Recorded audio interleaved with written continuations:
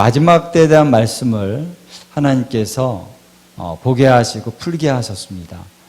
근데 마지막 때의 말씀을 특히 이제 요한계시록 같은 말씀을 풀 때에 하나님이 열쇠를 주시더라고요. 어떻게 이 말씀을 풀 것인가라는 거예요.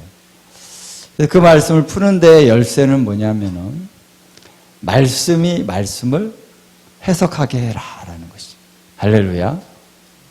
그래서 말씀이 어떤 한 말씀만 딱 보면은 이게 말씀이 잘 이해가 안 될 수가 있는데 이 말씀과 관련된 다른 말씀들이 몇 가지 이렇게 같이 연결이 되면은 좀 더 구체적인 그림이 그려지더라라는 것입니다. 그래서 좀 더 쉽게 이해가 간다는 것이죠. 그래서 이 말씀 좀 더 다른 말씀들과 계속 연결이 되다 보면은 이 엔타임의 전체적인 그림까지도 이렇게 좀 더 구체적으로 그려지기 시작한다라는 것입니다. 그래서 진리의 말씀이라고 하는 거는 그렇더라고요. 만약에 이제 어떤 한 사람이 여기서 나는 무죄합니다라고 혼자서 아무리 외쳐도 이 검사 뭐 또 이제 판사가 볼 때는 아닌 것 같아. 이 사람이 아무리 내가 무고합니다라고 얘기해도 뭐 무고하다는 증거를 막 대는데도 이게 안 믿겨집니다. 근데 이제 옆에 증인들이 2사람, 3사람, 아니 10명이나 와서 10명이나 증인이 와가지고 딱딱딱 증언을 하는데 이게 착착 맞아 떨어지는 거야. 이 사람 말과 저 사람 말과 증인의 이게 피고의 말과 탁탁탁 맞아서 전체적인 그림이 좀 넓게 확장이 되니까 이 사람이 맞네. 이렇게 해가지고 무죄 석방이 될 수 있다라는 것이죠. 그렇죠? 그러니까 우리가 엔타임의 말씀을 연구할 때 이러한 이제 키를 가지고 열어가야 된다라는 것입니다. 그래서 지난주에 우리가 말씀을 나눌 때 요한계시록만 가지고 풀려고 그러면은 안 풀린다는 거예요. 안 풀리는 말씀들이 많다는 것입니다. 이해가 안 되죠. 그래서 지난번에 우리가 같이 얘기 나눴죠. 기초는 뭐다? 기초는 구약의 말씀. 구약에서도 가장 먼저 나온 말씀일수록 기초예요. 모세오경, 그 다음에 역사서, 그 다음에 시가서, 그 다음에 선지서. 이것이 이제 기초가 되고 그 위에 4개의 기둥이 예수님이 이 땅에 오셔서 십자가에 죽으시고 부활하신 그 역사하심을 선포한 그 예수님의 주옥 같은 말씀들, 이것이 사복음서죠. 4개의 기둥으로 올라간다라는 것입니다. 그리고 거기에 사도행전과 서신서들이 하나의 대들보와 같은 역할을 하고, 그리고 그 위에 지붕이 딱 씌워지는데 요한계시록이 바로 지붕이다라는 거예요. 그래서 요한계시록이 딱 지붕으로 자기의 모습을 제대로 갖춰서 얹혀지려면은 기초부터 세워야 된다는 것입니다. 기초부터. 창세기가 없으면은 요한계시록의 해석이 제대로 될 수가 없다라는 것입니다. 창세기가 이상하게 해석되면, 그렇죠? 그래서 어제가 아니라 지난주에 말씀 우리 이사야서 몇 장이죠? 46장인가요? 그래서 그 말씀 다시 한번 읽겠습니다. 46장 10절. 다시 한번 읽겠습니다. 이 하나님의 진리의 말씀입니다. 자, 함께 우리 이사야 46장 10절 봉독하겠습니다. 시작. 내가 시초부터 종말을 알리며 아직 이루지 아니한 일을 옛적부터 보이고 이르기를 나의 뜻이 설 것이니 내가 나의 모든 기뻐하는 것을 이루리라 하였노라. 아멘. 우리 하나님께서는 시초부터 종말을 알리시는 분이시다라는 거예요. 창세기에 이미 요한계시록이 다 들어가 있다라는 것입니다. 그래서 하나님께서는 계획하시고 그것을 이루시는 하나님이시다라는 거예요. 계획이 섰기 때문에 예언적으로 그걸 미리 다 선포하시는 거예요. 그렇죠? 그래서 하나님께서 모든 것을 굉장히 어쩌다가 이렇게 가려다가 갑자기 이렇게 트셔가지고 가려다가 이렇게 트시고 이건 안 될 것 같아 이렇게 트시고 그런 하나님이 아니시죠. 그렇죠? 하나님은 예정하시고 선택하시고 그리고 계획하시고 그걸 선포하시고 그게 예언입니다. 선지자들을 통해서 선포하시고 그리고 그 선포된 말씀들을 마지막 때 다 이루시는 하나님이시다라는 것입니다. 놀라운 하나님이시죠. 할렐루야. 우리가 상상할 수 없는. 예. 그렇기 때문에 하나님의 이 엔타임의 말씀을 우리가 풀어가는데 어떻게 보면 어렵지 않다는 것입니다. 그렇게 난해한 게 아니라는 거예요. 조건이 뭐냐면 하나님의 말씀 한 말씀 한 말씀이 살아있는 실제로 이루어지는 변함없는 하나님의 말씀이다 라는 것을 믿는다면 엔타임이 열리는 것이 어렵지 않다는 것입니다. 믿음이 필요합니다. 그래서 우리가 이제 보수주의 신학을 하신 분들은 들어가자마자 신학교에서 항상 그걸 배우죠. 이 성경의 말씀은 정확무오한 하나님의 진리의 말씀이다. 저도 그걸 아멘 믿었어요. 믿었는데 실제적으로는 별로 그렇게 믿지 않는 것 같은 모습들이 많이 보이더라고요. 그래서 이 말씀, 특히 요한계시록의 말씀이나 마지막 때에 대한 말씀은 우리가 읽을 때 와, 불이 막 하늘에서 떨어지고 뭐 피가 섞인 우박이 떨어지고 막 지진이 일어나고 막 이런 얘기들이 나오면 이건 설마 하나님이 우리를 사랑하시는 하나님이 이러한 진노를 내리실까? 이러면서 사람들이 자기 생각이 이렇게 들어가기 시작합니다. 그래서 요한계시록을 이거는 상징이다, 비유다 이렇게 해석을 하기 시작하다 보면 한도 끝도 없죠. 다 비유야, 다 상상이고 내가 이해가 안 되면 무조건 비유고 상징이고 이렇게 해석하면 어떻게 됩니까? 예수님의 재림도 상징이에요. 지금 거기까지 왔습니다. 예수님이 분명히 다시 오시리라 그랬는데 오시는 게 아니고 그냥 공중에까지 오시고 우리가 다 공중으로 올라가고 뭐 이런 식의 성경하고는 전혀 다른 그런 해석들이 마구마구 나오고 있습니다. 우리가 여기서 말씀을 지켜야 되는 거죠. 그게 보수주의입니다. 말씀을 지키는 거. 말씀이 정확무오한 하나님의 말씀이다. 진리의 말씀이다. 이거를 지키는 게 보수주의인데 보면은 좀 말씀을 그대로 해석을 안 하는 경향이 좀 보이는 듯한 느낌이 듭니다. 여러분, 그래서 하나님의 말씀, 이 한 글자 한 글자가 다 그대로 진리다. 그대로 우리가 단순하게 받으면 해석이 되더라고요. 할렐루야. 해석이 됩니다. 주님이 다시 오실 때 엄청난 일들이 일어난다. 얼마나 많은 곳에서 주님이 말씀하셨습니다. 예수님도 말씀하셨고 사도들도 말했고 요한계시록에서 그대로 나오고 또 구약의 선지자들도 얘기했습니다.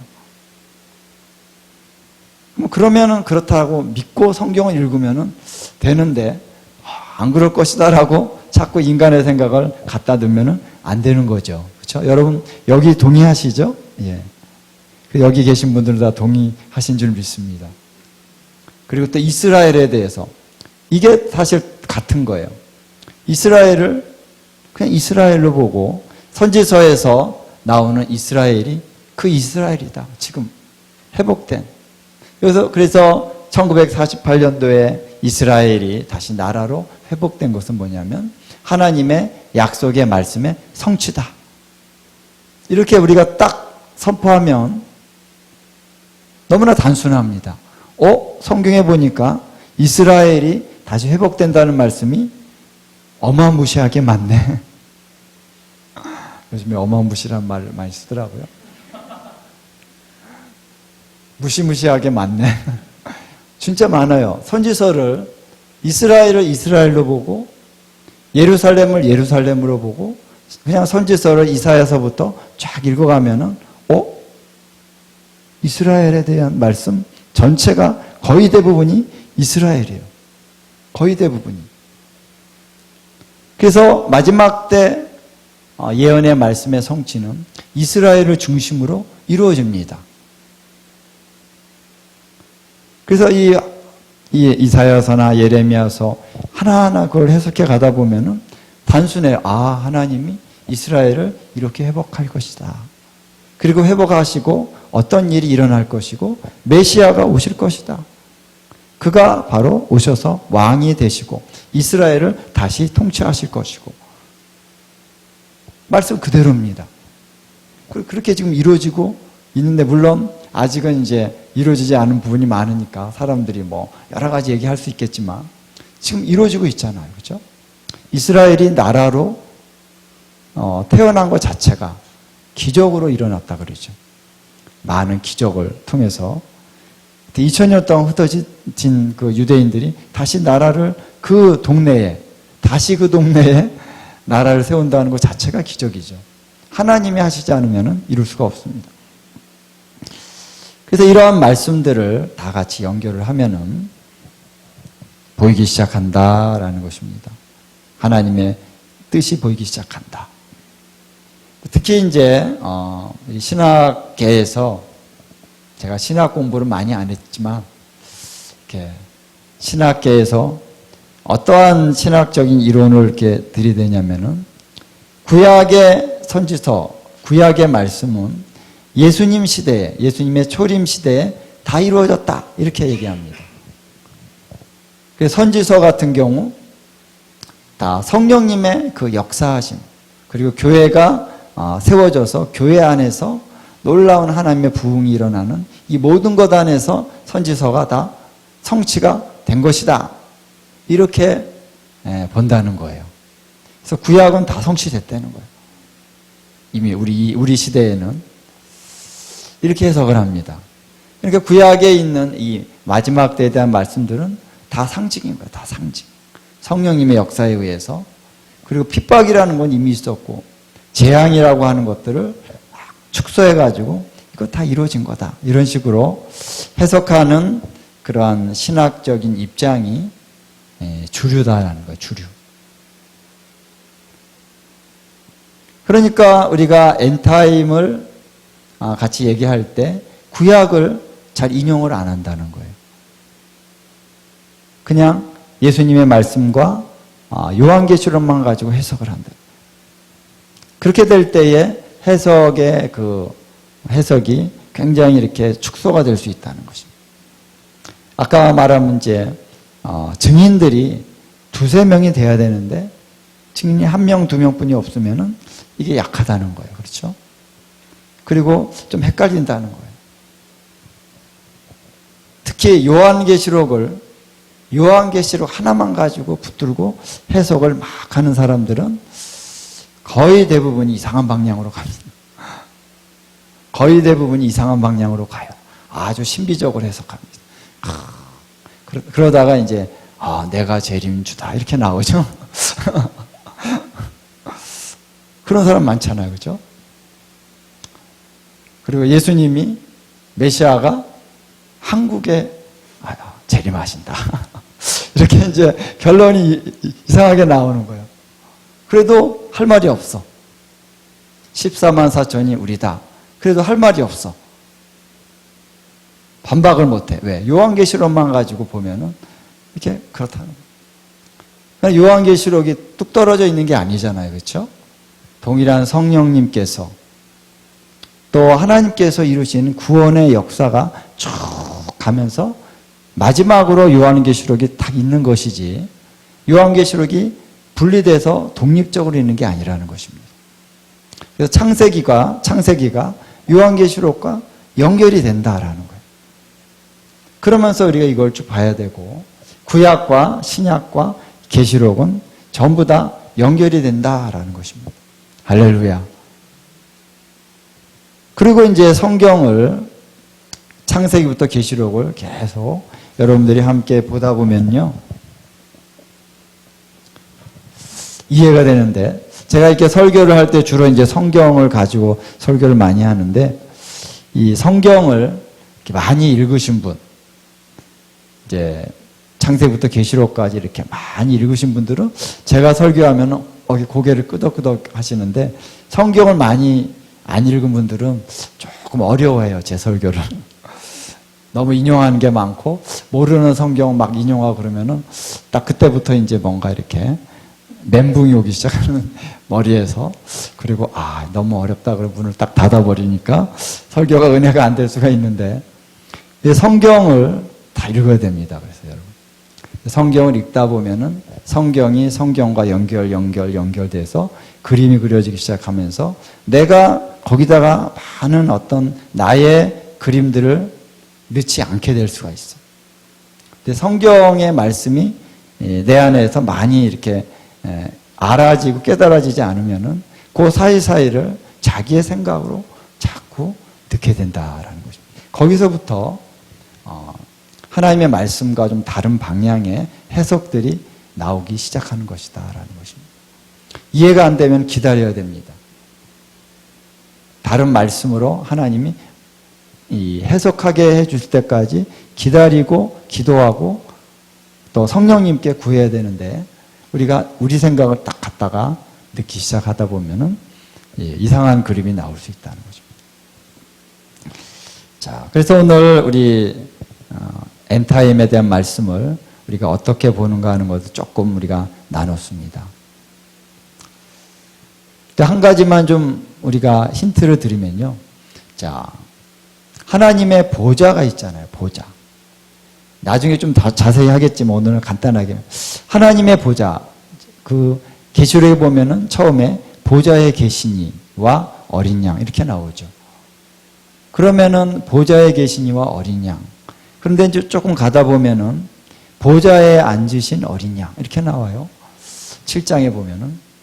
그러다가 마지막에 가면은 보좌에 앉으신 하나님과 그의 어린 양 이렇게 나옵니다. 그러면은 어린 양이신 우리가 어린 양은 예수님이라는 거 알잖아요.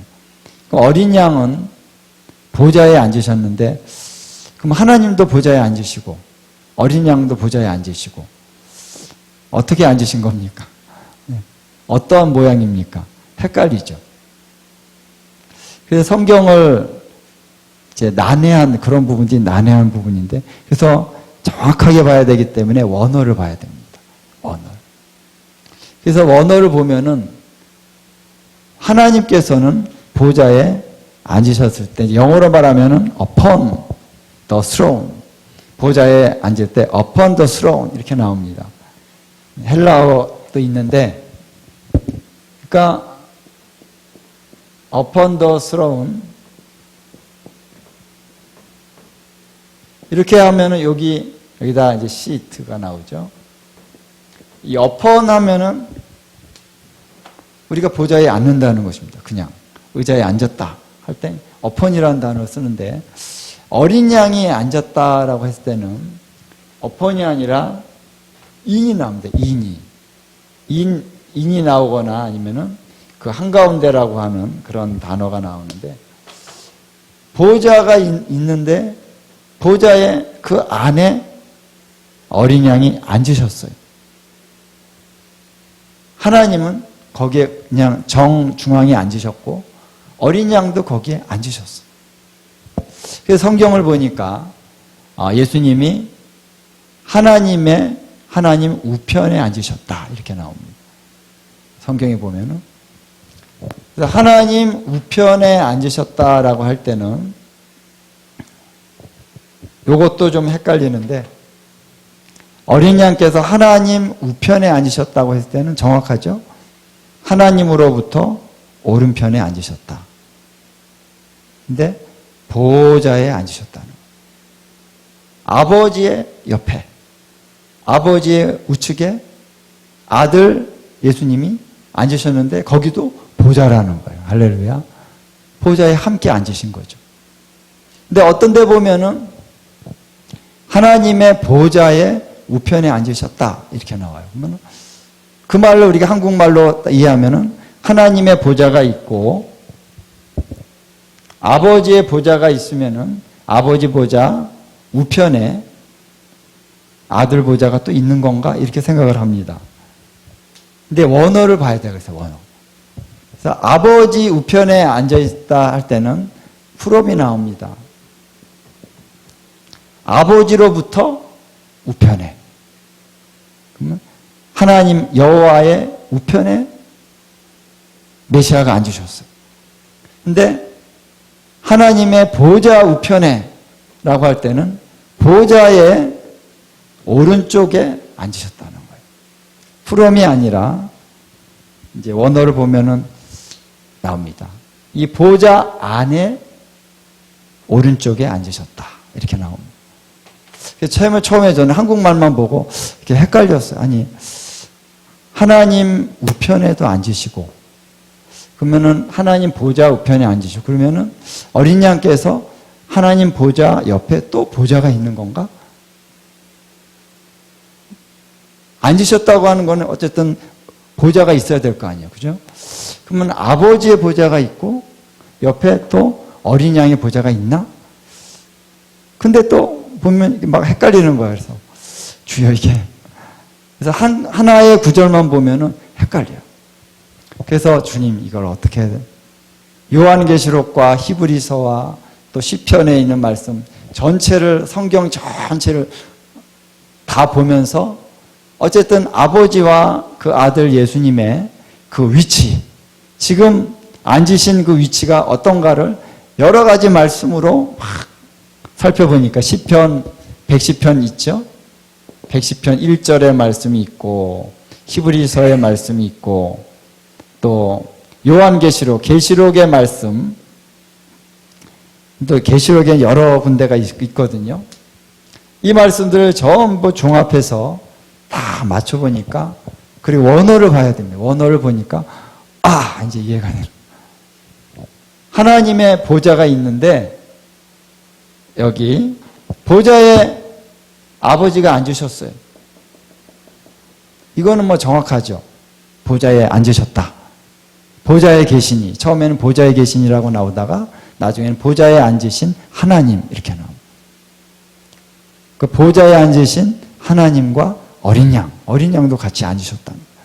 근데 어린 양이 어디에 앉으셨냐? 하나님 우편에 앉으셨다. 그건 전체가 다 맞는 거예요. 모든 표현들이 다 맞아떨어집니다. 보좌의 우편에, 보좌로부터 우편이 아니라 보좌 안에 우편에, 그리고 아버지 하나님 우편에, 그리고 보좌 안에. 그렇죠? 어린 양도 보좌 안에 앉으셨어요. 지금 우리 하나님, 우리 영광의 하나님을 볼 때 보좌에 아버지가 계시고 그 오른쪽에 바로 아들 예수님이 함께 앉아 계신다. 할렐루야. 그분이 하나님 보좌 우편에서 그 보좌, 같은 보좌에서 앉으셔서 통치하신다. 할렐루야. 근데 마지막 때는 이제 메시아가 와서 자기 보좌에 앉을 것이다. 두 구절인가 그런 표현이 나옵니다. 자기의 보좌에 앉으신다. 이 땅으로 이제 예수님이 내려오면은 여기의 보좌는, 땅에서의 보좌는 바로 예수님이 앉으시는 보좌가 있다는 것입니다. 할렐루야. 하늘에서는 보좌가 두 개라고 하는 거는요, 이 킹덤 안에서는 이게 안 맞는 거예요. 그렇죠? 보좌가 두 개가 있어. 그럼 누가 왕이야? 왜냐하면 왕이 중요하거든요. 킹덤에서는. 근데 땅에서는 분봉왕이라는 게 있잖아요. 그렇죠? 황제가 있으면은 파송해서 이 유대 땅에 이 헤롯이 분봉왕으로 앉을 때 자기 보좌가 있죠. 그렇죠? 로마까지 가서 거기서 뭐 또 보좌야, 그러면 완전히 끝나는 거지. 근데 유대 땅에 와서는 자기 보좌가 있다. 그처럼 예수님께서 이 땅으로 재림하여 오시면은 거기에는 자기 보좌가 있다는 거죠. 그 성경의 표현들이 결단코 틀릴 수가 없다는 거예요. 왜? 틀려서는 안 되죠. 왜냐하면 정확무한 하나님의 말씀이기 때문에 그렇다는 것입니다. 근데 우리가 우리 성경을 볼 때 이 개역 성경, 또 뭐 영어 성경도 마찬가지인데 이 정확하지 않은 해석한, 번역한 이 성경을 읽다 보면은 막 헷갈릴 때가 있습니다. 그럴 때는 우리가 원어를 정확하게 찾아봐야 되는데, 나중에 기회가 있으면 이거를 이제 원어를 보면서 여러분과 함께 나눌 수 있는 시간이 오기를 바라는데요. 그래서 여러분들이 앱을 반드시 준비를 하십시오. 제가 나중에 2가지를 추천할 테니까 그 앱을 보시면서 원어를 보셔야 됩니다. 처음에는 좀 이거 언제다 보나 그랬지만 자꾸 하다 보면은 이제 쉬워져요. 그래서 공부를 우리가 완전히 완벽하게 하지 않더라도 앱만 있으면은 찾아볼 수 있습니다. 할렐루야. 저도 뭐 히브리어, 헬라어 막 열심히 잘해서 말하는 게 아니라 앱을 가지고 다 공부를 하는 겁니다. 이제 정확해요. 원어를 제가 파보니까 표현이 정확하더라고요. 이게 한 가지 예입니다. 그래서 우리가 이제 엔타임을 같이 나눌 때 이 하나님의 말씀을 어느 한 말씀이 좀 이해가 안 될 때 그걸 그냥 억지로 해석하지 말고 다른 말씀들을 연결해서 보면 이해가 된다. 할렐루야. 오늘 우리가 여러분 나눌 부분은 뭐냐면은 먼저 우리 에베소서를 한번 보겠습니다. 에베소서 1장을 보면, 자, 우리 하나님께서는 이 땅을 창조하시고 또 우리 사람들을 창조하실 때 하나님은 분명한 계획을 갖고 창조하셨다라는 것입니다. 그것을 사도 바울이 깊은 계시 가운데 선포하고 있는 것이 에베소서 1장이죠.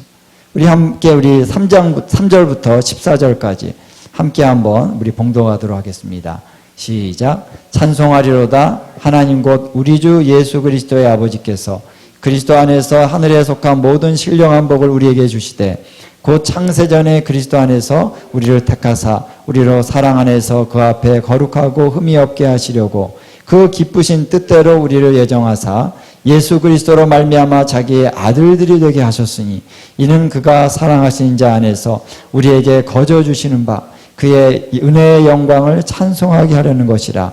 우리는 그리스도 안에서 그의 은혜의 풍성함을 따라 그의 피로 말미암아 속량 곧 죄사함을 받았느니라. 이는 그가 모든 지혜와 총명을 우리에게 넘치게 하사 그 뜻의 비밀을 우리에게 알리신 것이요 그의 기뻐하심을 따라 그리스도 안에서 때가 찬 경륜을 위하여 예정하신 것이니 하늘에 있는 것이나 땅에 있는 것이 다 그리스도 안에서 통일되게 하려 하심이라. 모든 일을 그의 뜻의 결정대로 일하시는 이의 계획을 따라 우리가 예정을 입어 그 안에서 기업이 되었으니 이는 우리가 그리스도 안에서 전부터 바라던 그의 영광의 찬송이 되게 하려 하심이라. 그 안에서 너희도 진리의 말씀 곧 너희의 구원의 복음을 듣고 그 안에서 또한 믿어 약속의 성령으로 인치심을 받았으니 이는 우리 기업의 보증이 되사 그 얻으신 것을 속량하시고 그의 영광을 찬송하게 하려 하심이라. 아멘. 할렐루야. 창세전에 하나님께서 우리를 택하시고 예정하시고 그리고 그 계획을 따라 하나님이 이루신다라는 것입니다. 그래서 이 놀라운 하나님의 그 예정과 성취에 대해서 나오고 있는데 여기서 물론 이제 에베소서의 포인트는 우리가 그 은혜를 받는다라는 것이죠. 우리가 받는 그 은혜가 영광이다, 영광. 그리고 그 영광을 찬송하는 자로 우리를 세우시는 것까지 하나님의 계획이다라는 것입니다. 할렐루야. 여러분이 받은, 우리가 받은 은혜를 우리가 그 은혜가 얼마나 영광스러운지를 깨닫고 그것을 찬양하는 것까지가 하나님의 계획에 들어갑니다. 할렐루야. 그래서 오늘 우리 목사님 오셔서 찬양했잖아요. 2시간을 왜 허비합니까? 나가서 전도해야지. 왜 2시간을 여기 골방에 지하실에 왜 이렇게 시간을 허비해? 가서 전도해야지. 그렇게 생각할 수 있지만 그렇지 않습니다. 우리가 하나님의 그 은혜의 영광을 찬양하는 것이 또 우리의 하나님의 목적이다라는 것이죠. 그럴 때에 하나님의 킹덤이 이 땅에 역사하는 것입니다. 하나님의 킹덤의 능력이 이 땅에 풀어지는 것입니다. 그래서 찬양이 너무너무 중요한데 하나님은 우리를 영광의 찬송이 되게 하려 하십니다.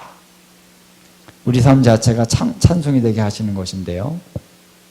여기 보면 특별히 이제 10절의 말씀이 있습니다. 9절부터 보면 9절 10절 보면 그 뜻의 비밀을 우리에게 알리신 것이요 그의 기뻐하심을 따라 그리스도 안에서 때가 찬 경륜을 위하여 예정하신 것이니 하늘에 있는 것이나 땅에 있는 것이 다 그리스도 안에서 통일되게 하려 하십니다.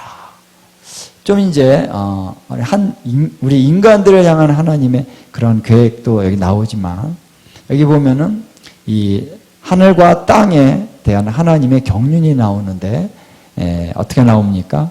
하늘에 있는 것이나 땅에 있는 것이 다 모두가 그리스도 안에서 통일되게 하려 하십니다. 할렐루야. 이 통일된다는 것은 조화 있게 된다는 것입니다. 지금은 통일이 안 됐다는 거예요. 하늘과 땅에 어떤 장벽이 있습니다. 뭔가 어떤 장벽이 가로막혀 있습니다.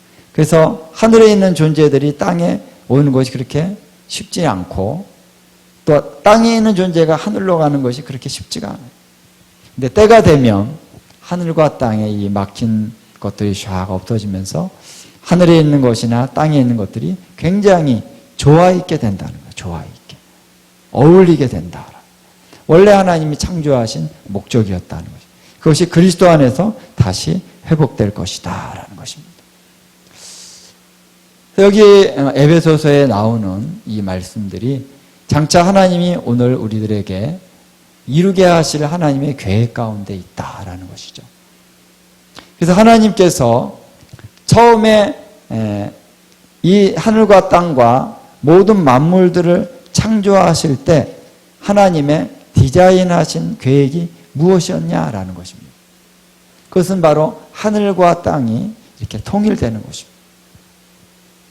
그리스도로 말미암아 통일되는 것이고, 그래서 하늘의 존재들과 땅의 존재들이 이렇게 어우러져서 함께 이렇게 역동적으로 움직여가는 그러한 모습을 하나님은 예정하신 것이다라는 것입니다. 그래서 우리가 창세기를 보면은 그것이 엿보이고, 창세기에서 이것이 인간의 죄로 인하여 실패된 것처럼 보였죠. 그런데 하나님은 마지막에 다시 이루신다라는 것. 그게 요한계시록이라는 것. 그래서 처음에 우리가 창세기에 보면은 뭐가 나옵니까? 에덴이 나오죠. 에덴. 하나님이 에덴을 만드셨다라고 얘기하는데, 이 창세기 2장을 한번 보겠습니다. 하나님이 에덴을 만드셨다고 했을 때 어떠한 디자인을 가지고 에덴을 만드셨는가라는 거예요. 첫 번째, 하나님이 하늘과 땅을 만드셨죠. 그래서 하늘이 위에 있고 땅이 밑에 있습니다. 분명하죠? 창세기에 보면은 하늘은 위에 있고 땅은 밑에 있습니다. 자, 그런데 이제 땅 가운데서도 하나님이 에덴이라는 것을 또 만드셨어요. 그리고 에덴을 뭐라고 말씀하시냐면은 동산이다 말씀하셨습니다. 자, 8절에 보니까 이런 말씀이 있죠. 하나님이 에덴의 동산에 동방의 에덴에 동산을 창설하셨다 이렇게 말씀하셨는데, 이 동방이라는 게 동방으로 동쪽으로부터 이렇게 나옵니다. 동쪽으로부터 에덴 안에 동산을 만드셨다 이렇게 나옵니다. 이게 전치사가 중요해요. 에덴 안에 동산을 하나님 만드셨는데, 이 에덴이 어디 있냐면은 from the east, 동쪽으로부터 에덴 안에 동산을 만드셨다는 말씀이 사실 좀 이렇게 명확하게 들어오지는 않습니다만, 그러니까 하나님이 이 땅이 있는데 땅에서 어떤 동쪽이라고 하는 개념이 있는 것 같아요. 동쪽으로부터 에덴을 만드셨다. 아니면은 에덴이라는 것에 동쪽으로부터 동산을 만들어 가셨다. 이렇게 해석할 수도 있고, 정확치가 않습니다. 저도 정확하게 이해가 안 됐더라고요. 어쨌든 이제 이 에덴 안에 동산을 만들었다라고 하는 것은 이 에덴의 경계와 이 동산의 경계가 같다는 거죠. 그렇죠? 에덴이라고 하는 동산을 만드셨어요. 땅에, 전체가 땅인데 땅 안에 에덴 동산을 만드셨다. 그 다음에 9절에 여호와 하나님이 그 땅에서 보기에 아름답고 먹기에 좋은 나무가 나게 하시니 동산 가운데에는 생명나무와 선악을 알게 하는 나무도 있더라. 여기 보니까 동산에도 가운데가 있다는 거예요. 가운데. 중앙. 동산의 중앙에 뭐가 있다? 생명나무와 선악을 알게 하는 나무도 있더라. 그래서 강이 에덴에서 흘러나와서 동산을 적시고, 여기가 전체가 에덴인데 어쨌든 에덴에서 흘러나오는데 동산을 적신다는 거예요. 여기를 적시다가 처음에는 하나의 강입니다. 하나의 강이 흘러가다가 이 성경에 보면 하나의 강이에요. 하나의 강이 나와서 거기서부터 동산에서 갈라지는데 네 갈래로 갈라진다라는 거예요. 하나의 강이라는 것이 또 시편에 보면 나오거든요. 46편에 보면 하나의 강. 강은 원래 하나의 강인데 네 갈래로 갈라진다. 그래서 이 네 개의 강이 흘러가게 된다라고 하는 것을 성경에서 얘기하고 있습니다. 자, 그러면 이제 하나님께서 땅이 있죠. 땅 안에 에덴이 있습니다. 에덴 안에 에덴의 중앙이 있다. 처음에 하나님이 이렇게 세 가지를 만드셨어요. 땅이 있고 에덴이 있고 에덴의 중앙이 있다는 거죠. 에덴의 중앙에 생명나무와 선악을 알게 하는 나무 두 가지를 딱 두었다라는 것입니다. 자, 그럼 하나님이 왜 이렇게 만드셨을까? 하나님의 디자인이 있다는 것입니다. 그래서 하나님께서 처음에 이제 에덴에 아담과 하와를 두셨죠.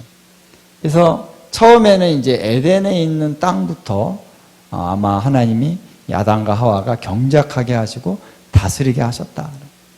그래서 여기 에덴에 있는 그 나무의 모든 열매는 너희가 어떻게 해요? 임의로 먹어라. 임의로 먹을 수 있다는 거예요.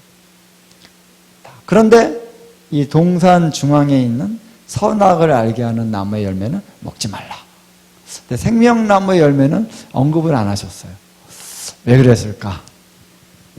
그거는 하나님이 이 시험을 통과해야만 먹을 수 있는 거기 때문에 하나님이 살짝 언급을 안 하셨죠? 성경에 보면.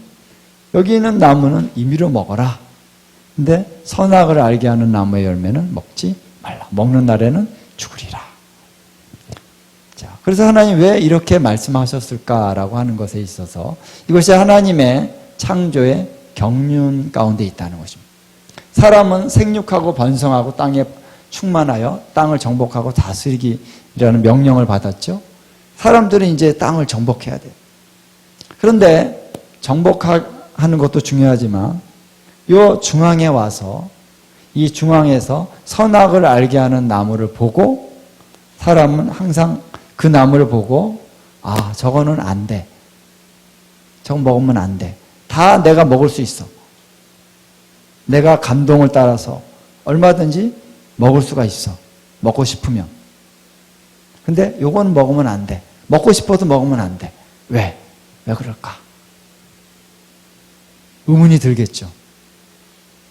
그래서 하나님께서 의도하신 거는 이 선악을 알게 하는 나무 앞에서 이게 왜 안 되냐? 이거는 하나님은 창조주 하나님이시고 나는 피조물이다라는 거예요. 그렇죠? 요 선은 내가 넘을 수가 없는 거예요. 내가 다 할 수 있지만 내가 통치자이지만, 이 땅의 통치자이지만, 그러나 나의 최종적인 통치자는 하나님 그분이시다라는 거예요.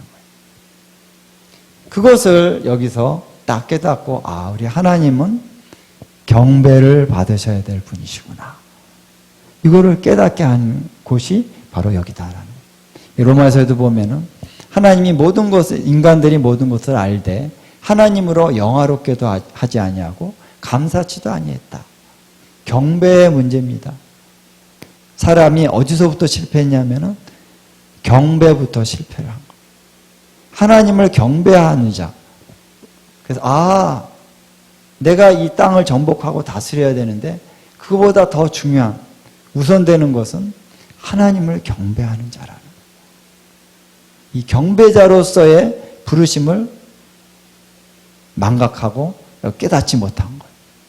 그래서 하나님의 의도는 뭐냐면 이 동산 중앙에서 뭐가 일어난다? 경배가 일어나게 하셨다. 할렐루야. 여기서부터 하나님께서 이 땅을 창조하셨고 그분이 진정한 통치자시고 나는 이 땅을 다스리는 대리 통치자다라는 거예요. 전에 우리가 사울과 다윗 얘기했죠.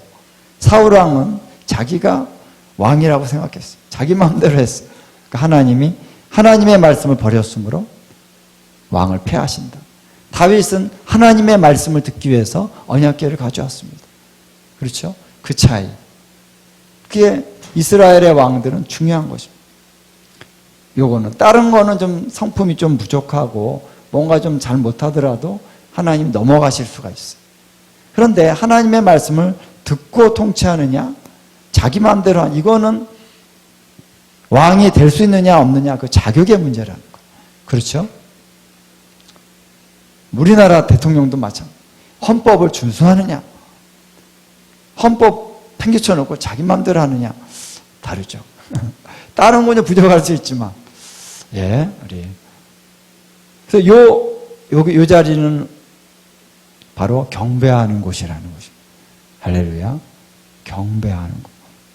하나님이 경배 받으시기 위해서 이 동산의 중앙을 하나님이 딱 세우셨습니다. 그리고 요 에덴은 뭐냐면은 에덴은 바로 하나님을 경배하는 자들이 이 에덴에서 사는 곳이에요. 다시 말하면 하나의 집이라고 할 수 있어요. 그리고 이 땅은 가서 정복하고 취하고 통치하고 다스려야 되는 곳. 자, 이러한 구도로 하나님이 처음에 이 땅을 창조하셨다는 것입니다. 자, 그리고 나서 하나님께서 이스라엘을 세우셨어요. 이스라엘을 세우셨는데 어떻게 세우셨습니까? 하나님이 온 땅이 있죠? 거기에 하나님이 이스라엘을 세우셨어요. 에덴과 같이 이스라엘을 세우셨어요. 아니면 예루살렘이라고 하세요. 예루살렘. 왕의 도성. 근데 중앙에는 뭐가 있느냐? 중앙에는 성전이 있다는 것입니다. 하나님을 예배하는 곳. 똑같죠? 가장 중앙에 하나님은 항상 하나님을 예배하는 곳을 세웠다. 그래서 우리 개신교는 옛날 믿음의 우리 선배들이 어딜 가나 먼저 교회를 세우고 거기에 땡땡땡 종소리 이렇게 나게 하고 그래서 주일마다 예배드리고 막 이거 중심으로 마을을 세웠습니다. 할렐루야. 그게 하나님의 원리예요. 그래서 하나님이 예루살렘을 선택하셨어요. 그리고 하나님의 거룩한 성소를 세웠다. 마지막 새 예루살렘이 이제 이 땅에 임할 때 하나님은 어떻게 하시느냐? 요 가운데 하나님의 보좌가 딱 있게 됩니다.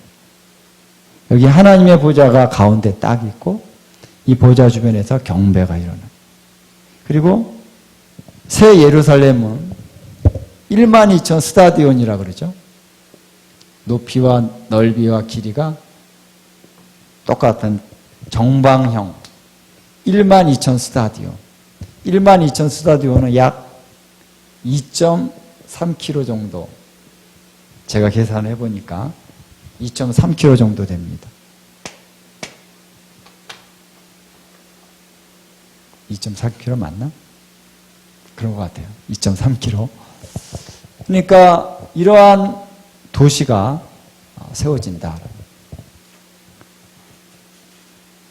2.3km 아닌 것 같은데. 2200km. 아니, 2200인지 300인지 이제 생각보다 너무 작은 것 같아가지고. 나중에 다시 한번. 어쨌든 이제 이러한 새 예루살렘이 딱 세워질 때 중앙에는 하나님의 보좌 중심으로 경배가 일어나고 또 거기에 이제 집입니다. 하나님의 백성들의 집이죠. 그리고 이 열방을 통치하고 다스린다. 그러니까 하나님의 경륜은 창세기와 요한계시록이 똑같습니다. 그래서 여기 보좌로부터 뭐가 나옵니까? 여기 에덴으로부터 뭐가 나왔죠? 강이 흘러서 내 근원으로 갈라졌다. 똑같이 요한계시록에도 보면 그 보좌로부터 물이 흘러간다. 지금 예루살렘은 물이 흘러가지 않죠. 근데 마지막 때에 대한 말씀을 보면 스가랴서나 몇 군데 말씀 보면 이제 마지막 때에 거기서 샘이 탁 솟습니다. 그래서 이것이 서로 동으로 흘러간다. 그런 말씀이 나오죠. 그래서 여기서 물이 흘러야 되는, 물이 흘러야 에덴의 회복입니다. 그래서 창세기에 나오는 그 하나님의 에덴에 대한 그 디자인, 그것은 계시록에 가서 하나님이 성취하신다. 그래서 어떤 분들은 이렇게 많은 유대인들이 자, 그러면 지금 예루살렘이 이 에덴의 이쪽이 아니었겠느냐, 지역적으로 그렇게 보는 거죠. 저도 이건 증거가 딱 없으니까 말하기는 정확하게 말하기는 쉽지 않습니다만 이제 이 예루살렘이 세워지는 거를 성경으로 보면은 아브라함이 이삭을 거기서 이제 제물로 바친 그 장소에 또 솔로몬이 여기다 성전을 세웠잖아요. 그렇죠? 맞죠? 네. 그 땅이 그 무슨 땅이라 그러죠? 아브라함이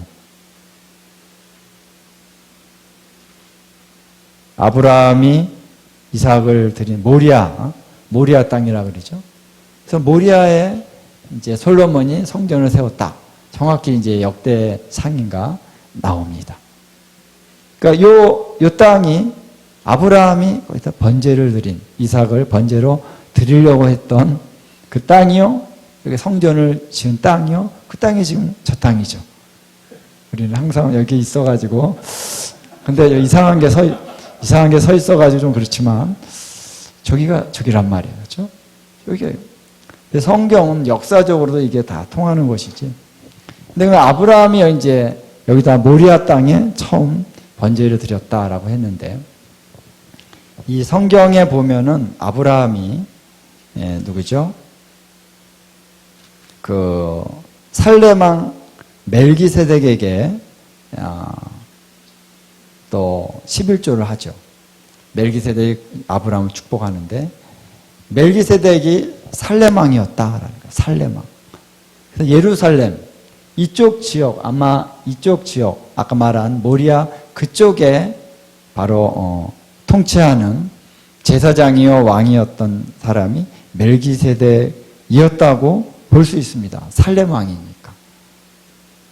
그래서 멜기세덱이 이쪽에 있었다. 그래서 이렇게 좀 더 거슬러 올라가면은 여기가 에덴이 아니었을까? 이렇게 이제 보는 학자들이 있습니다. 여러 가지 지질학적으로도 연구하고 특히 유대인들이 많이 연구를 하죠. 그건 아직까지 이제 성경적으로나 과학적으로 증명이 되지는 않았어요. 그러니까 우리가 그거를 확실하다라고 얘기할 수는 없는데 예수님이 오시면 예수님이 다 알려주시겠죠. 지금은 근데 그럴 가능성이 많아요. 그렇죠? 우리 하나님께서는 이 장소를 처음 한번 딱 정하시니까 아브라함에게 딱 정하시고 그 다음에 이것이 솔로몬 성전이 또 여기다 또 지어지고, 멸망당했다 또 다시 회복할 때 또 다시 여기다가 성전을 짓고, 계속 같은 자리에 계속 하는 거 보면은 우리 하나님께서 한번 정하신 그곳을 또 뭐 바꾸시고 그러시지는 않을 것 같은 느낌이 듭니다. 그래서 에덴의 회복이 일어난, 에덴이 다시 이제 회복이 될 때가 요한계시록에 가서 그 말씀이 회복이 된다라는 것입니다. 자, 우리 또 말씀을 보면은 창세기 3장 마지막 절을 한번 보도록 하겠습니다. 자, 다시 한번 여기에 이제 에덴에 대한 언급이 나오는데요. 자, 인간이 범죄했죠. 범죄해가지고 이제 선악을 알게 하는 나무 열매를 맺었습니다. 먹었습니다. 그랬더니 하나님께서 어떻게 말씀하시냐면 22절에 여호와 하나님이 이르시되 보라 이 사람이 선악을 아는 일에 우리 중 하나같이 되었으니 그가 그의 손을 들어 생명나무 열매도 따먹고 영생할까 하노라. 여기 좀 어려운 또 난해 구절이 나옵니다. 여호와 하나님이 이르시되 보라 이 사람이 선악을 아는 일에 우리 중 하나와 같이, 우리가 나와요. 우리. 왜 하나님 한 분이신데 왜 하나님 무슨 우리라고 하셨을까? 삼위일체 하나님을 얘기하는 것이다, 이렇게 얘기하는 사람도 있고요. 여러 가지 학설이 있습니다. 왜? 저는 잘 모릅니다. 모르지만 어쨌든 하나님이 삼위일체일 가능성이 많습니다. 한 분 하나님이 아니라. 유대인들 중에는 많은 사람들이, 유대인들이 이제 메시아닉 유대인인데도 하나님은 딱 한 분이다. 예수님은 하나님이 아니다. 이렇게 이제 얘기하는 사람들이 있어요. 근데 성경의 많은 구절 가운데 예수님도 하나님이시다 말씀이 많이 있잖아요. 이 말씀은 송두리째 다 부정하고 예수님은 하나님이 아니시다 이렇게 말하는 순간 이단이 되는 거죠. 근데 유대교적인 분위기에서는 또 하나님 한 분이라는 말씀에 대해서 달리 얘기하는 그런 거에 대해서 굉장히 또 민감해요. 그런 분위기가 있다는 거 여러분 좀 아시고. 그래서 저도 잘 모릅니다만 어쨌든 하나님이, 아버지 하나님은 한 분이시죠. 근데 아들도 하나님이시다. 성령님도 하나님이시라고 저는 봅니다. 삼위일체에 가까운데, 그런데도 하나다. 그래서 하나라고 하는 개념이 이렇게 oneness.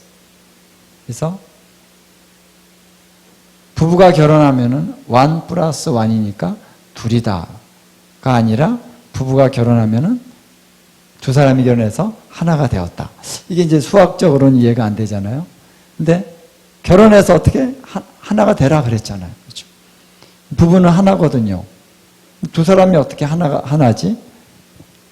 이 하나라고 하는 개념은 이 수학적인 우리가 one 플러스 one 이런 개념이 아니라 하나로 연합이 된, 그렇죠? 하나의 연합체로서의 하나됨을 얘기하는 것이기 때문에 부부가 하나이듯이 유대인과 헬라인이 이제 예수 안에서 하나가 됐다. 하나가 됐잖아요. 하나가 됐습니다. 또 아버지와 아들이 하나이듯이 저들도 하나가 되게 하옵소서. 성경에 나오잖아요. 그렇죠? 그런 의미에서 하나인 것이지, 아버지 하나님만 하나님이고 예수님은 하나님이 아니고 그런 건 아니라는 것이죠. 신학적으로 들어가서 좀 복잡해집니다. 성경에 보면은 진짜 난해 구절이 많아요. 그러니까 이것들을 이제 해석을 할 때 절대 한 구절을 가지고, 한 구절만 가지고 딱 단정지어서 말하는 것처럼 위험한 게 없다는 거예요. 그래서 이러한 어떤 구절에 대한 것을 이해하기 위해서는 다른 구절들과 쫙 연결해서, 그거 좀 복잡해지죠. 신학하는 것이 좀 복잡합니다. 왜? 한 가지 구절을 가지고 딱 명쾌하게 얘기하면 너무 좋을 텐데 그러다 보면 오류가 될 수 있기 때문에 창세기의 말씀, 요한복음 말씀, 또 계시록, 또 다른 말씀, 선지서 모든 말씀들을 다 모아서 이것과 연결해서 이게 이거다 이렇게 증명이 되어야만 된다라는 것입니다. 자, 두 번째는 뭐냐면 생명나무의 열매를 따먹고 영생할까 하노라. 생명나무 열매를 이제 먹으면 안 된다는 거예요. 왜냐하면 자, 죄인이 됐잖아요. 죄인이 돼서 생명나무의 열매를 먹으면 영생을 하면서 죽지 않고 하나님을 계속 대적할 수가 있는 거죠. 죽어야만 다시 살 수가 있는 구원의 길이 열릴 수가 있는데 죽지 않는단 말이에요. 죽지 않으면 안 되는 거예요. 그래서 죽어야 삽니다. 죽어야만 육신은 죽고 그리고 우리가 새롭게 살기 때문에 죽으면 안 되기 때문에 이제 영생하면 안 되기 때문에 에덴 동산에서 내쫓았다라는 것입니다. 그래서 에덴 동산 동쪽에 그룹들과 두루 도는 불칼을 두어 생명나무의 길을 지키게 하였다. 여기도 보면 동쪽이 나오죠. 에덴 동산이 있습니다. 예. 그래서 여러분 뭐 에덴 너무 우리가 창세기를 막 관념적으로 해석하면 안 되고요. 제가 볼 때는 아주 실제적으로 해석해야 됩니다. 에덴 동산이 있다 그러면은 어디에다가 그룹들과 두루 도는 불칼을 두었습니까? 예? 동쪽이라고 그랬잖아요. 동쪽. 여기가 북쪽이면은 동쪽. 그렇죠? 동쪽에다가 그룹과 두루 도는 불칼을 두었다. 그렇다면은 딴 데는 왜 안 두었습니까? 왜 여기만 뒀어요? 괜찮아요, 여기는 지키지 않아도 된다는 거예요. 지키지 않아도 들어갈 수가 없다. 여기는 뭐가 있다는 거예요? 생명나무 길이 있다는 거예요. 길이 있다는 길. 예. 길이 있으니까 들어갈 수가 있는 거예요. 그렇죠? 그러니까 여기를 딱 지키면 되는 거예요. 길목이라는 게 있잖아요. 지킬 때 뭐 다 지킵니까? 길목만 지키면 되는 거예요. 요 들어가는 길목에 뭐가 있다? 그룹들과 두루 도는 불칼이 있다. 이렇게 휙 이렇게 돌아가는 불로 된 칼이 있다는 거예요. 이게 뭘까? 이게 뭘까요? 나중에 우리가 좀 깊이 들어가면은 그룹에 대해서 우리가 얘기할 수 있는 그룹이라는 말이 성경에 많이 나와요. 그룹이 뭘까?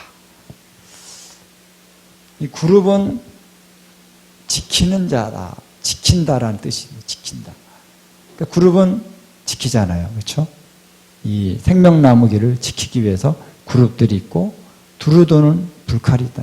불칼이 어떻게 뭐 확 돈다든가 이렇게 어떤 모양인지 모르지만 두루 도는 불칼이 있다. 이것을 하나님이 딱 두어서 지키게 했다.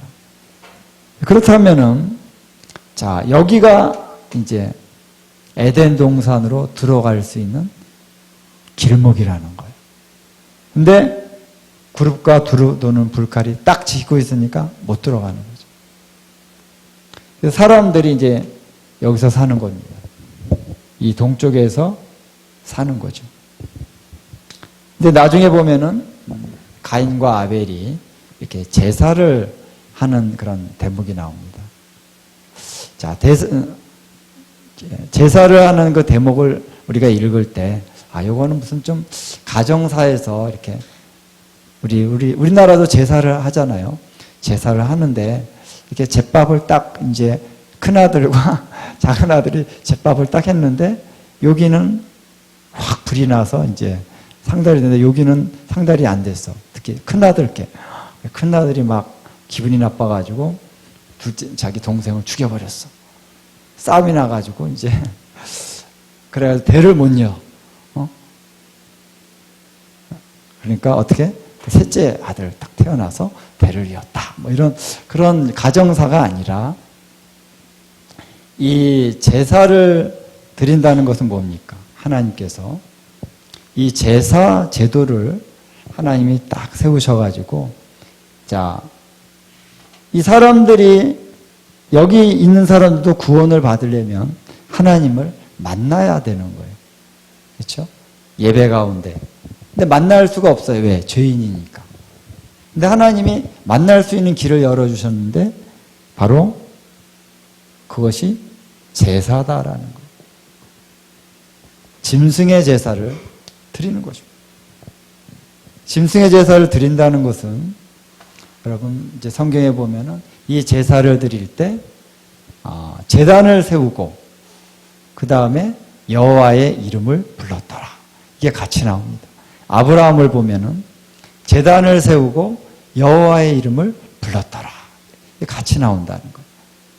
그러니까 제사를 드리는 거는 그냥 짐승만 죽이는 게 목적이 아니라 짐승을 죽이는 것은 그 피를 흘려야 인간의 죄가 덮여진다라는 거죠. 그렇죠?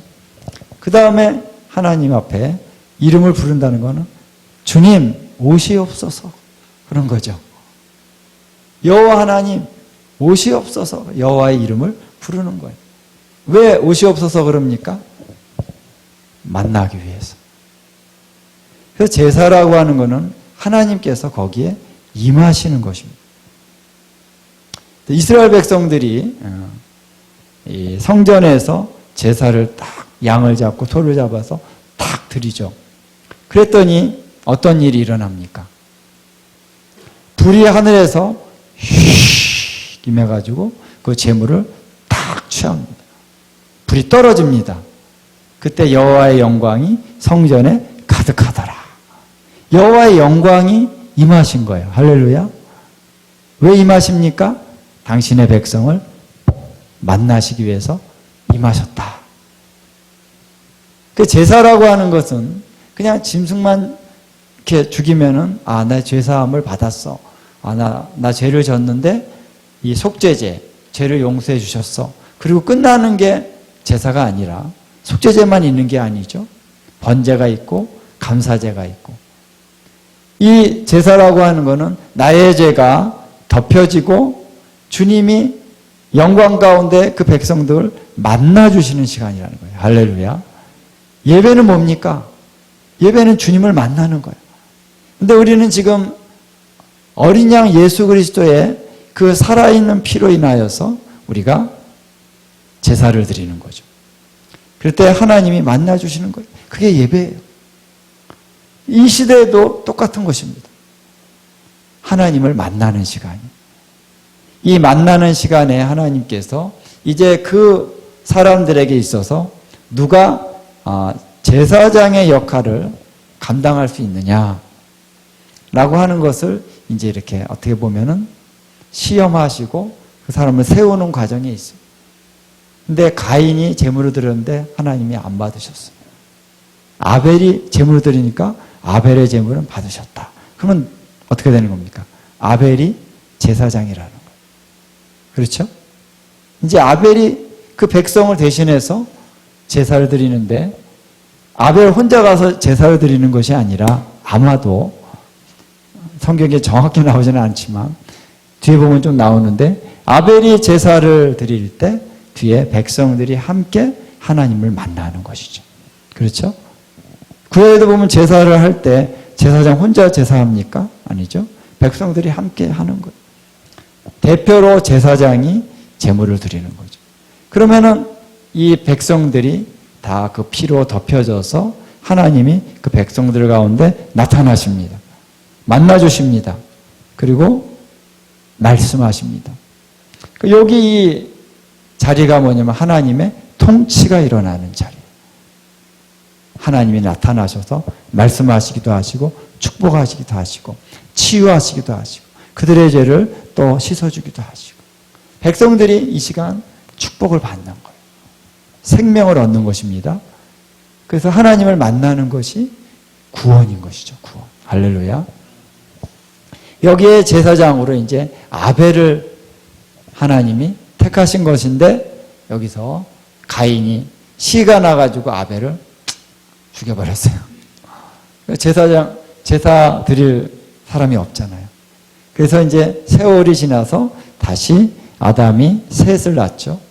3명을 낳았다는 게 아니라 이름이 셋입니다. 셋을 낳고 그 다음에 이제 셋이 또 아들을 낳는데 에노스였다.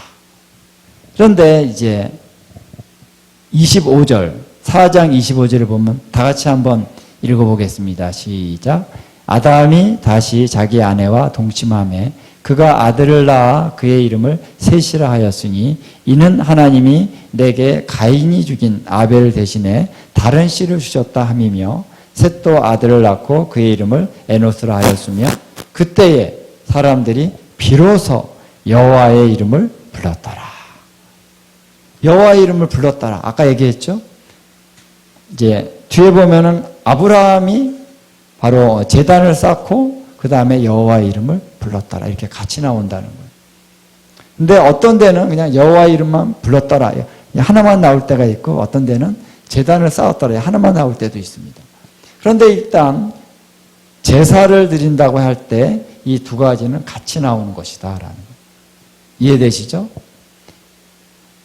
그래서 여기 여호와의 이름 불렀다 나오는 것이 뭐냐면은 이제 제사 제도가 비로소 정착이 됐다라는 거예요. 에노스 시대. 에노스가 제사장의 역할을 했다는 것이죠. 그래서 하나님 앞에 이 백성들을 대표로 해서 제사를 딱 드릴 때 하나님께서 비로소 사람들을 만나주시는 그 제사 제도가 정착이 됐다라는 것입니다. 그래서 이제 여기서 에노스를 통해서 이 셋 계열이 쭉 내려가는 것이고 그 다음에 가인은 딴 데 가서 여기서 또 동쪽으로 가서 가인은 또 가인 계열에 다 확산되다가 어느 때가 되니까 다 섞여버렸죠. 그 땅에 있는 사람들이 다 실족하고 범죄하고 죄가 관영할 때 이제 노아만이 하나님 앞에 의인으로 섰다. 이런 말씀이 창세기에 나오잖아요. 자, 여기서 말씀드리는 것은 뭐냐면 이제 하나님께서 이 제사 제도를 통해서 이 하나님의 백성들이 하나님을 만나는 그러한 예배의 새로운 차원의 개혁이 일어났다라는 것입니다. 전에는 이 동산 중앙에서 하나님을 직접 만나면 됩니다. 죄가 없으니까. 근데 죄를 지은 인간에게는 이제는 뭐가 필요하냐면은 짐승의 제사가 필요하게 됐다. 그래서 여기서부터는 뭐가 시작이 되냐면은 제단이 있다는 거예요. 제단. 제단이 필요하다는 거예요. 짐승의 피를 흘려야 되는. 그래서 여기서부터 약간 형태는 다양하고 좀 광범위해지고 그러지만 여기서부터 동물의 제사가 쭉 갑니다. 어디까지 갑니까? 예수님께서 십자가에 달려 죽으실 때까지. 예수님께서는 이제 거룩한 피를 흘리사 이제 짐승의 제사가 폐하여지도록 이제 예수님은 새로운 차원에서 하늘의 성소로 들어가게 되는 거죠. 그래서 여러분 우리가 하나님을 만나는데 반드시 피가 필요하다. 피 흘림이 없이는 죄사함이 없는 거죠. 예수님께서 오셔서 새 언약의 피를 흘리셨다는 거예요. 그래서 이러한 제사 제도가 쭉 흘러가는 차원 안에서 구약의 제사 제도가 있고 예수님이 오셔서 신약의 이제 새로운 제사 제도가 있게 됐다. 중요한 것은 뭐냐면은 예배가 핵심이라는 거예요. 예배. 그래서 이 예배가 드려지는 그곳이 바로 하나님의 통치가 일어나는 바로 통치의 중심지가 되는 것입니다. 그래서 예루살렘이 하나님의 성전이 있었죠. 여기가 또 왕의 도성이고 하나님의 킹덤의 통치가 일어나죠. 지금 우리가 예배할 때 예수님의 보혈의 피가 우리를 덮어주시고 우리를 용서하시고 그 피가 우리 가운데 하나님의 사랑을 알게 하시는 그곳에 주님은 임재하십니다. 그리고 말씀하십니다. 하나님의 말씀이 들려지는 곳이 하나님의 통치가 일어나는 거예요. 아들아, 내가 널 사랑한다. 딸아, 내가 너와 함께 하리라. 하나님이 함께 하셔요. 거기서부터 하나님의 킹덤, 통치가 일어나는 거예요. 그 다음에 우리가 이제 회복이 되면 아들아, 가서 내 복음을 전하라. 하나님께서 내가 너에게 성령을 부어주리라. 성령을 받고 가서 복음을 전합니다. 하나님의 말씀으로, 명령에 의해서 가라. 이쪽으로 가라. 이쪽으로 가라. 가라는 대로 우리가 가잖아요. 가서 복음을 전하고 하나님의 일을 하고 하나님의 사역을 할 때 하나님께서 그의 명령을 듣고 행하는 자에게 하나님의 권세와 능력이 나타나게 하십니다. 그게 킹덤이에요. 그렇죠? 킹덤입니다. 그래서 이 예배가 가는 곳에 킹덤이 함께 가는 것입니다. 우리가 다윗의 장막을 할 때 그것들을 많이 좀 나눴습니다만, 자, 그렇듯이 이제 마지막 이 새 예루살렘에서도 이 자리에 바로 하나님의 보좌가 딱 선다는 거죠. 하나님의 통치가 선포되는 그 보좌가 바로 정중앙에 딱 세워진다. 할렐루야. 그래서 여러분, 시초부터 하나님은 종말을 알리셨다. 그래서 창세기를 잘 보면 이제 마지막 때 결론부터 우리는 아는 거예요. 결론. 그래서 계시록의 앞에 부분보다 뒤에 부분 먼저 알 수 있습니다. 예. 창세기에 가까우니까. 그래서 우리가 좀 보면은 굉장히 이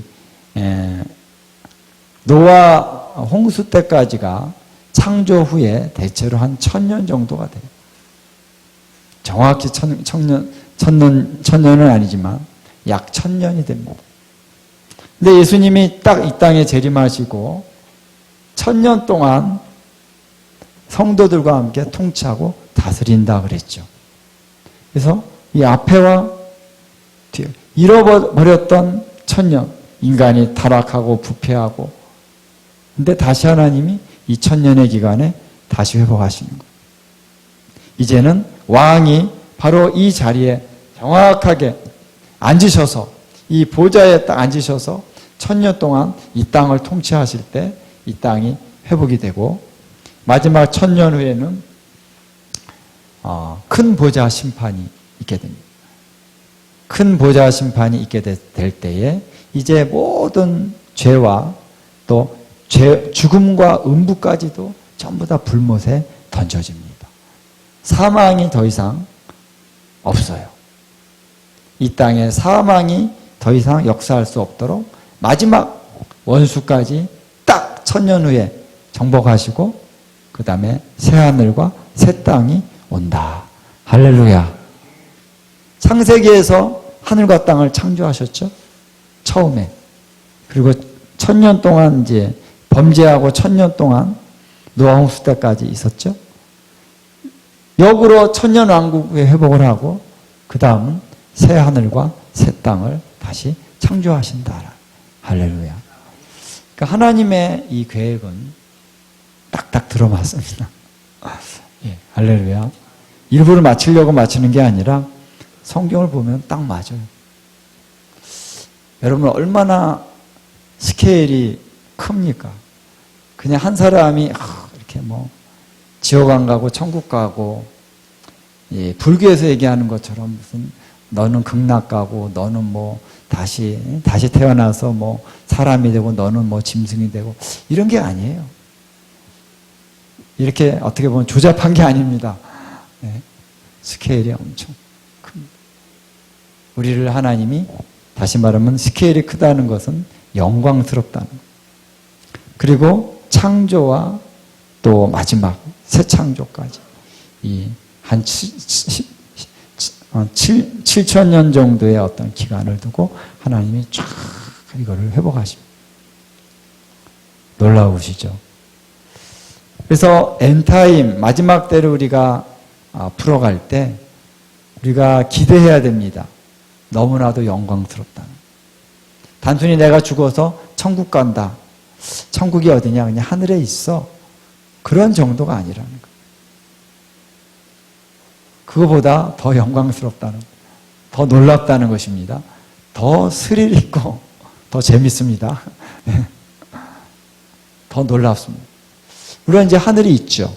지금 우리가 죽으면은 우리의 영이 하늘로 올라갑니다. 그러나 거기서 끝나는 게 아니라는 거예요.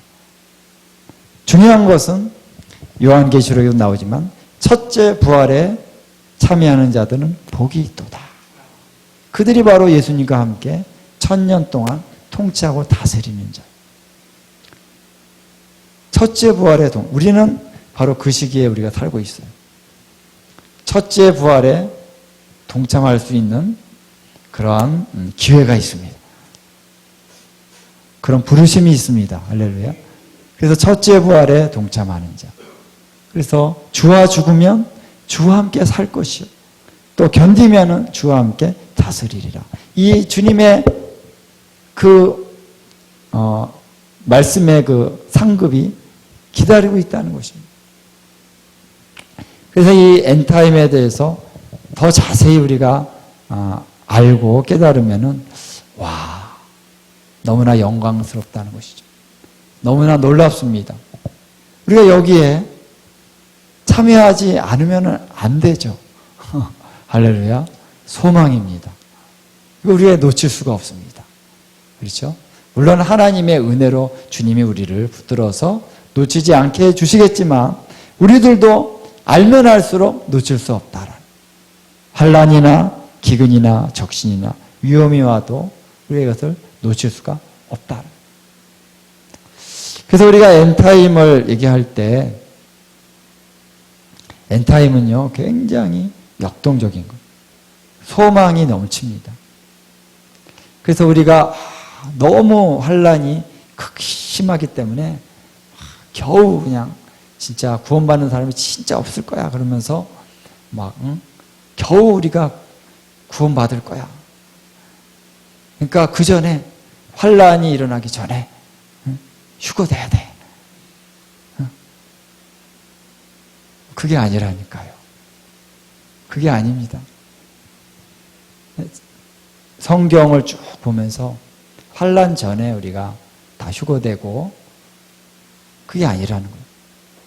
환난을 통과하게 되어 있습니다. 그런데 하나님은 우리가 감당할 시험밖에는 허락지 아니하십니다. 감당할 시험밖에는 허락하시지 않음이 없다. 맞나요? 그래서 하나님은 감당할 시험 주십니다. 그리고 어려움이 올 때 능히 피할 길을 주신다. 그래서 저는 우리가 엔타임을 우리가 연구해 갈 때 한 가지를 기억할 필요가 있습니다. 지금 우리가 경험하는 그 하나님과 엔타임 때 경험하는 하나님이 다르냐? 그렇지 않죠. 할렐루야. 어떤 사람은 이런 얘기를 합니다. 마지막 때는 성령님이 이렇게 올라가신다.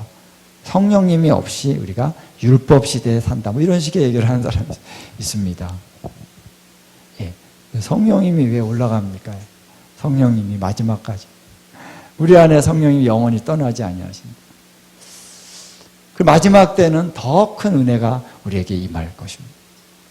더 놀라운 하나님의 사랑이 임할 것이지만 지금 우리가 느끼는 그 하나님의 사랑과 엔타임, 지금 벌써 엔타임인데 환난과 핍박이 극심한다고 해서 그 하나님의 임재, 하나님의 사랑의 그런 경험, 우리가 예배할 때 그 하나님 주시는 기쁨, 이런 것이 사라지느냐? 그렇지 않아요. 더 역동적으로 우리에게 다가오시는. 그래서 예수님은 어제나 오늘이나 영원토록 동일한 분이시지. 그렇죠? 그 은혜와 사랑은 동일합니다. 환난과 핍박이 극심하다 할지라도 그 강도가 지금 너무 세가지고 우리가 막 환난 앞에서 그런 거 아니에요. 지금도 그렇고 그때도 그렇고 능히 감당할 수 있는 힘을 주십니다. 할렐루야. 너무 겁먹을 필요 없어요. 너무 두려워할 필요 없습니다. 두려움은 하나님이 주시는 게 아니에요. 그렇죠? 그래서 성경은 말하잖아요. 하나님의 우리를 사랑하시는 그 사랑으로 말미암아 환난이나 기근이나 적신이나 위험이나 칼이나 이 어떤 것도 우리를 하나님의 사랑에서 끊을 수 없다. 할렐루야. 이 말씀은 예수님의 재림이 아주 가까이, 그때에도 동일하게 적용되는 말씀이지. 뭐 환란이 점점 극심해지면 우리가 막 감당 못하고 막 부인하면 안 되니까 미리서 우리 휴거돼서 올라가야 돼. 이런 발상을 하는 것은 지극히 인간적인 관점이라는 거예요. 성경은 그렇게 얘기하지 않습니다. 할렐루야. 가장 극심한 환란이라면 예수님의 십자가죠. 그렇죠? 그런데 제자들도 십자가를 졌잖아. 사도들도 십자가에서 죽었습니다. 예수님 따라갔습니다. 기쁨으로. 여러분, 저와 여러분이 어떠한 시험과 환란이 와도요, 능히 감당할 수 있는 은혜와 능력을 하나님이 주십니다. 지금 먼저 막 겁먹을 필요 없고요. 내가 이런 핍박을 당해서 이 순교의 그 현장 가운데 뭐 내가 예수님 부인할까 안 할까 너무 고민할 필요 없습니다. 지금 나와 함께 계신 우리 하나님께서 넉넉히 감당하게 하신다. 선포하십시오.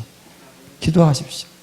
영광스러운 영광이 기다리고 있는 것이 바로 엔타입니다.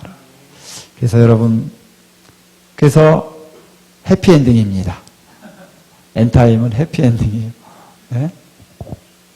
새 예루살렘 해피엔딩. 그날에 여러분들이 다만 주님 앞에 흠도 점도 없는 정결한 신부로 서게 되는 것, 그것이 가장 중요한 핵심 과제다. 그것조차도 하나님의 은혜로 말미암아 주님이 이루실 줄로 믿습니다. 여러분, 기대하십시오. 그리고 하나님의 말씀 가운데 깊이 들어가는데 더 깊이 엔타임이 어떻게 진행될 것인가, 하나님께서 어떻게 우리를 이끌어 가실 것인가, 성경에 보면은 굉장히 자세하게 나옵니다. 아까 여러분 보좌에 대한 얘기 했잖아요. 자세히 알 수가 있습니다. 하나님 그것을 알라고 성경을 준 거예요, 사실. 근데 연구를 해야 됩니다. 깨달아야 됩니다. 그래서 여러분 기대하십시오. 하나님, 엔타임이 어떻게 진행될 것이고, 이 엔타임의 모든 환란의 과정을 통과해서 예수님이 재림하실 때 우리가 어떠한 모습으로 변화될 것인가, 어떠한 유업을 받게 됐고, 또 천년왕국에서 우리가 어떻게 주님과 통치하게 돼. 그 이후에 새하늘과 새 땅, 그 이후 새하늘과 새 땅 이후는 기록이 잘 없는 것 같은데, 어쨌든 모든 것이 영광에서 더 큰 영광으로 가는 것입니다. 할렐루야. 요거는 확실합니다. 기대하십시오. 그리고 하나님, 이 소망 가운데 우리가 우리 자신을 정결케 하면서 끊임없이 우리 예수님만을 따라가는 저희들이 될 수 있게 해주시옵소서. 함께 우리 기도하며 나가도록 하겠습니다.